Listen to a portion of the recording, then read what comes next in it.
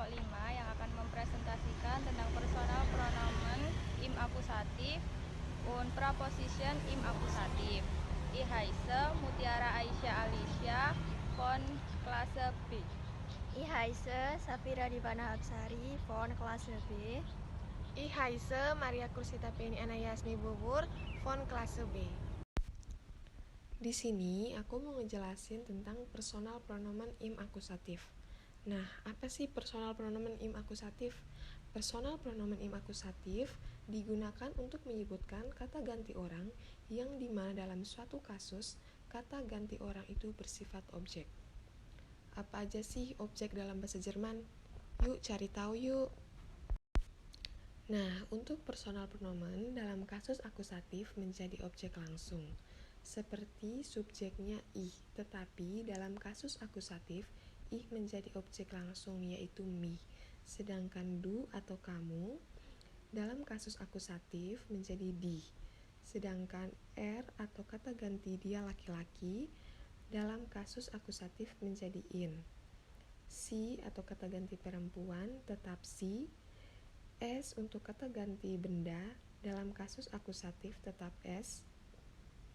Wir atau kami dalam kasus akusatif menjadi uns. Ir atau kalian dalam kasus akusatif menjadi euch. Si atau Anda tetap si dan si mereka tetap si. Nah, untuk teman-teman yang belum menghafal tentang personal im akusatif, aku punya singkatan untuk penyebutan dalam menghafal personal im akusatif. Singkatannya itu MIDI, ini S serius asin. MIDI untuk mi dan di, ini untuk in, S untuk S, serius, se untuk si, us untuk uns, as untuk euch, dan sin untuk si. Nah, di sini aku udah nyiapin 5 contoh mengenai personal pronomen dalam kasus akusatif. Yang pertama, liebst du mich? Nein, ich liebe ihn. Liebst du mich artinya, apakah kamu mencintai saya? Nah, di sini mich sebagai personal pronomen dalam kasus akusatif. Jika dalam bentuk nominatif, mich artinya ich, tetapi dalam kasus akusatif, ich menjadi mich. Dan untuk jawabannya yaitu nein, ich liebe ihn. Artinya tidak, saya mencintai dia. In di sini sebagai kata ganti dia laki-laki, atau dalam bentuk nominatif adalah R. Oke, sedangkan nomor 2 ada percakapan yaitu kennst du mich? Ya, ich kenne dich. Nah, untuk mich seperti nomor 1. Di sini mich digunakan sebagai kata ganti orang dalam bentuk objek. Sedangkan untuk jawabannya ya, ich kenne dich. Dich digunakan untuk kata ganti orang dalam bentuk objek, tetapi jika dalam bentuk nominatif, dich artinya dia atau kamu. Nah, untuk arti dari contoh soal nomor 2 ini adalah, apakah kamu mengenal saya? Dan jawabannya, ya, saya mengenal kamu. Nah, untuk nomor 3 yaitu dieses Geschenk ist für uns, yang artinya hadiah ini untuk kita. Uns di sini sebagai kata ganti orang dalam bentuk objek, yang artinya kita. Nah, kita lanjut nomor 4 ya.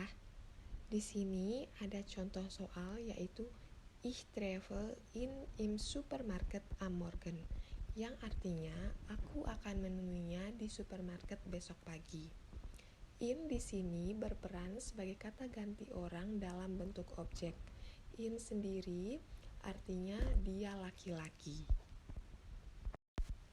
Nah, untuk contoh soal nomor 5 yaitu ohne dich kann ich nicht leben, yang artinya tanpamu aku tidak bisa hidup. Nah, jadi di sini di berperan sebagai kata ganti orang dalam bentuk objek. Di sendiri berarti kamu. Halo semuanya, jadi di sini aku mau mempresentasikan tentang preposition im akusatif. Nah, untuk pertama kita harus tahu dulu nih apa itu preposition im akusatif. Jadi, preposition im akusatif adalah prepositionen yang membuat jenis kata terikat dengannya memiliki kasus akusatif. Nah, yang termasuk pada preposition mit akusatif adalah bis, durch, ohne, für, gegen, dan wieder.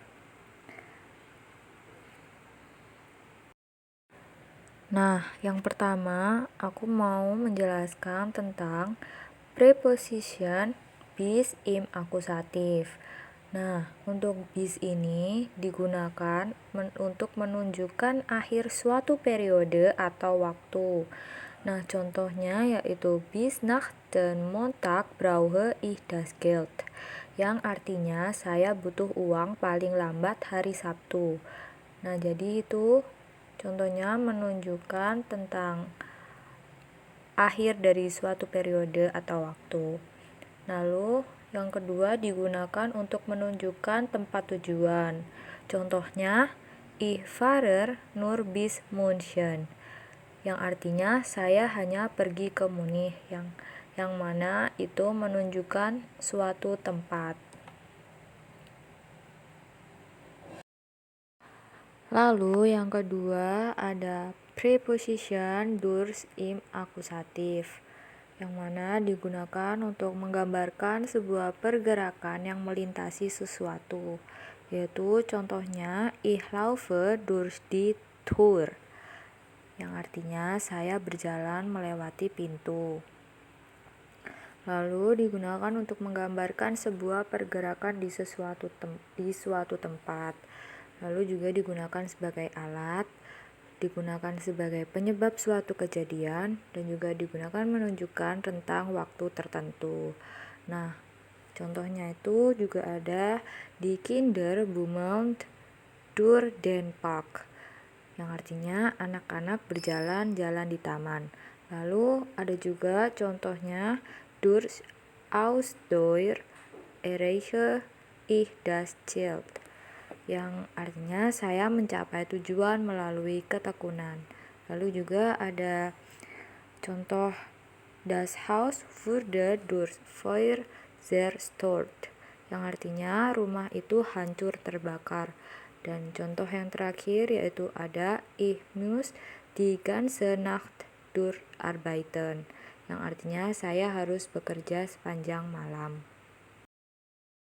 Yang ketiga ada preposition ohne im akusatif, yang digunakan untuk menunjukkan sesuatu yang tidak ada, tidak terlibat, atau tidak dilengkapi. Lalu digunakan untuk menunjukkan seseorang atau sesuatu yang tidak memiliki atau tanpa sesuatu.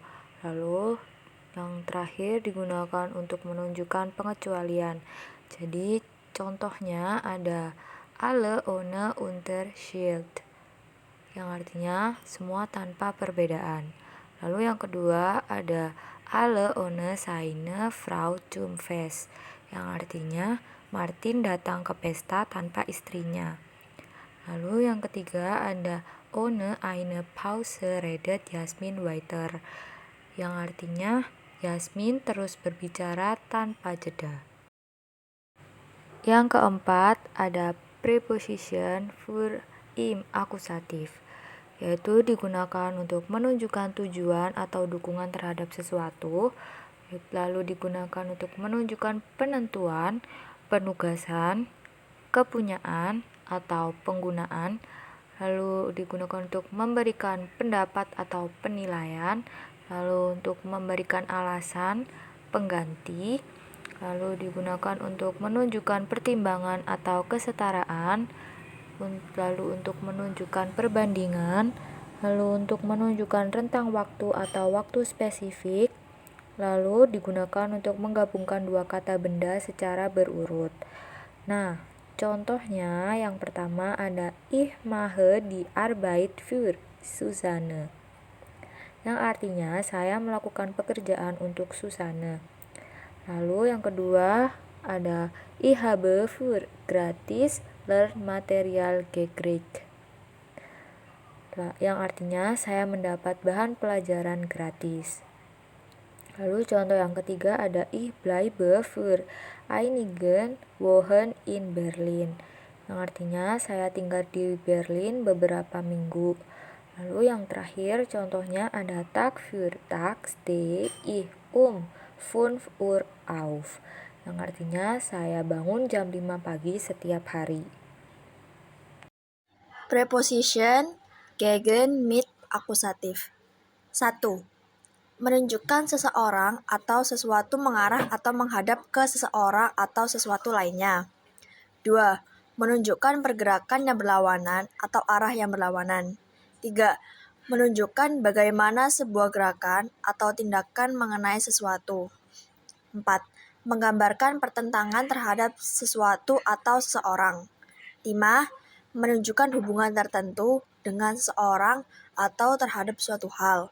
6. Untuk menunjukkan perkiraan waktu yang dapat dilampaui atau dilewatkan. 7. Menunjukkan perbandingan dengan sesuatu. Contohnya yang pertama adalah Die Leiter lehnt gegen die Wand, artinya tangga bersandar di dinding.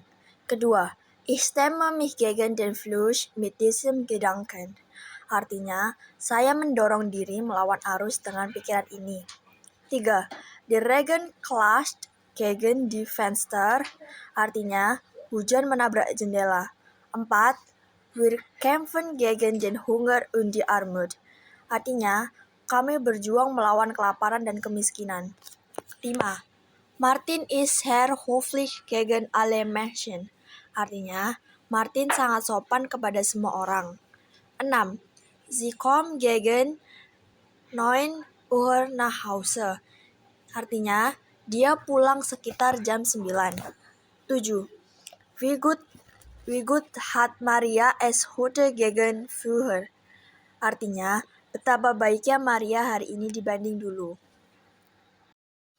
Preposition mit akusatif.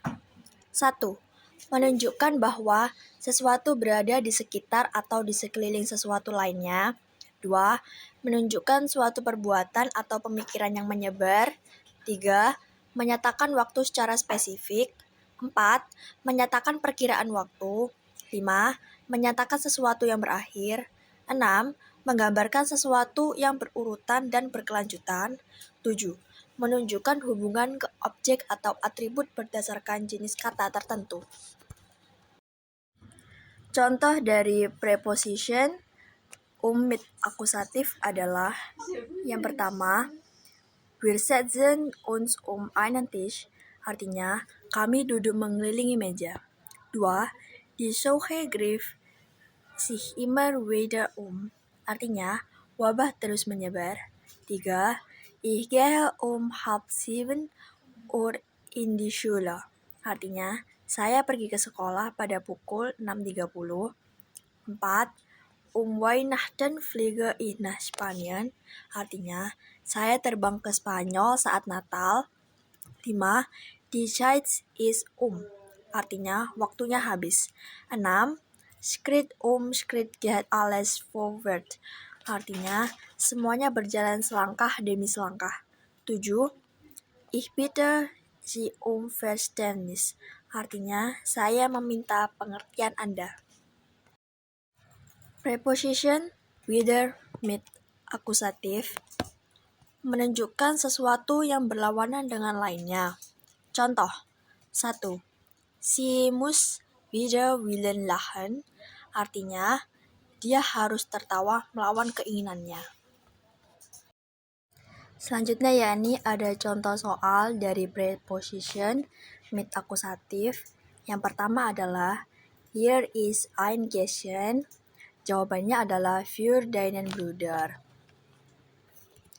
Karena di sini ada dua kasus, yakni akusatif dan posesif artikel, maka bentuknya berubah menjadi Für deinen Bruder.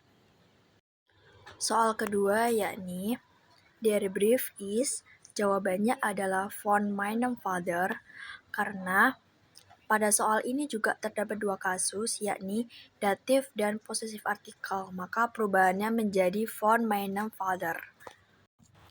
Dan soal ketiga adalah geht, jawabannya adalah den Tisch, karena pada soal ini terdapat dua kasus, yakni akusatif dan artikel, sehingga menjadi den Tisch.